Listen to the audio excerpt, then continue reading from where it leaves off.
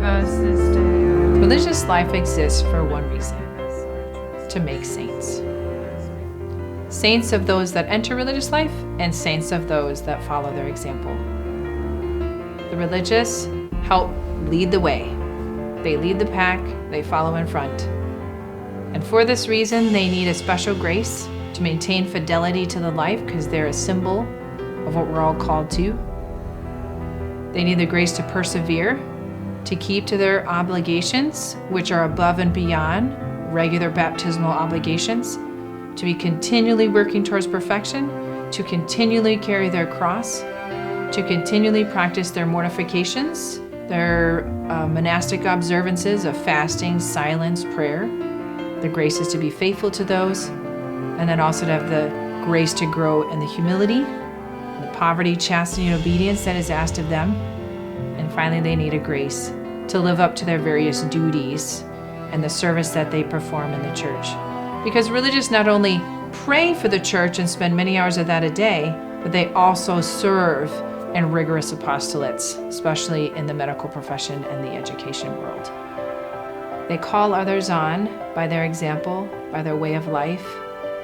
They are often at times the mediator between God and man, not exactly like the priest, but in a way.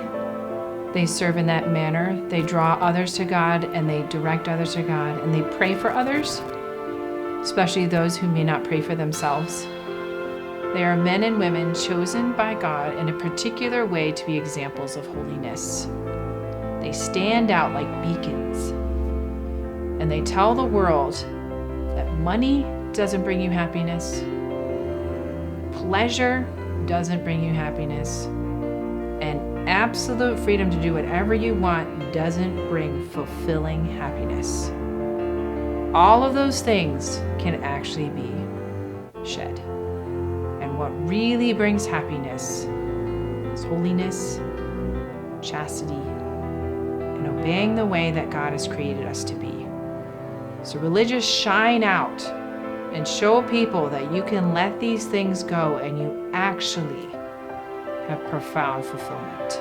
You see a sister walk by, you see a priest walk by, you see a friar walk by, and you think, oh, you clean up your language a little bit. You realize, wait a minute, when was the last time I went to church? Oh wait, I need to go to confession. Oh, I need them to pray for me. They're a sign. I can walk around in this habit and people will come up and ask for prayers. People will come up and ask questions. People will come up and say, hey, I would like to become a sister. How does that happen? So religious, consecrated religious men and women have that gift. They get to be that sign in the world.